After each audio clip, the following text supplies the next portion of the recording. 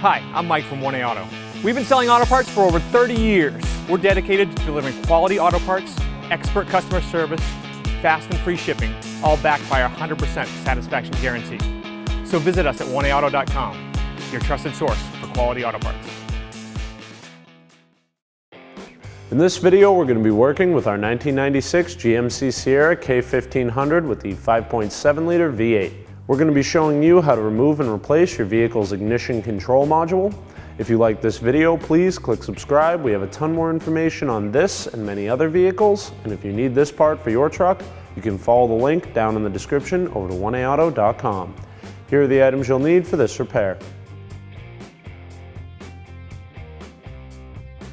Lift up on the latches and remove the upper portion of your airbox. Unplug the intake air temp and mass airflow sensors. Pop the breather line off and undo the thumb screw. Rock the upper part of the intake forward and remove it from the vehicle.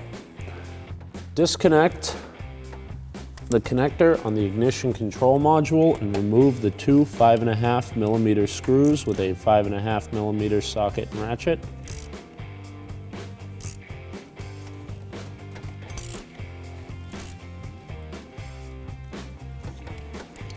Remove the control module and the heatsink from the vehicle.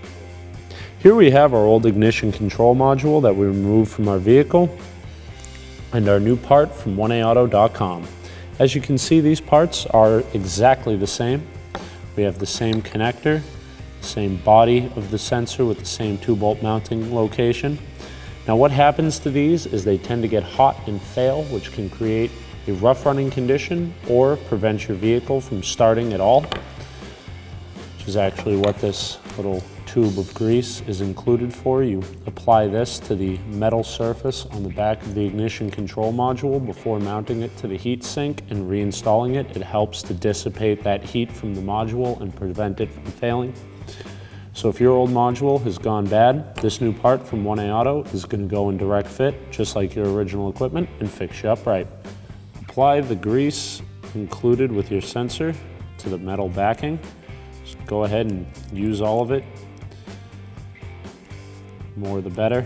It's going to help keep that heat away from the module and keep it lasting longer and performing correctly.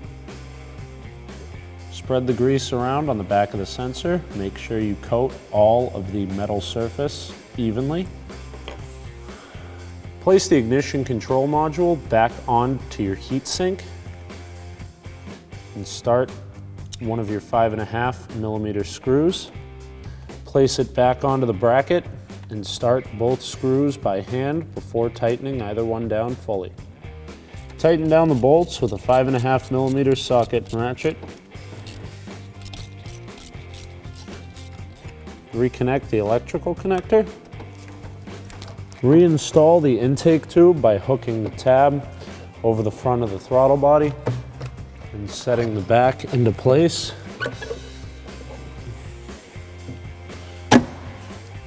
Reinstall the thumb screw onto the stud. Reinstall the tube into the filter, as well as locking it into the back of the airbox. Reconnect your mass airflow and intake air temp sensors.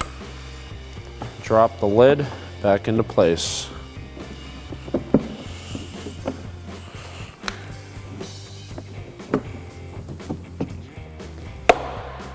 Secure the tabs, install the breather line, and you're good to go. Thanks for watching. Visit us at 1aauto.com for quality auto parts, fast and free shipping, and the best customer service in the industry.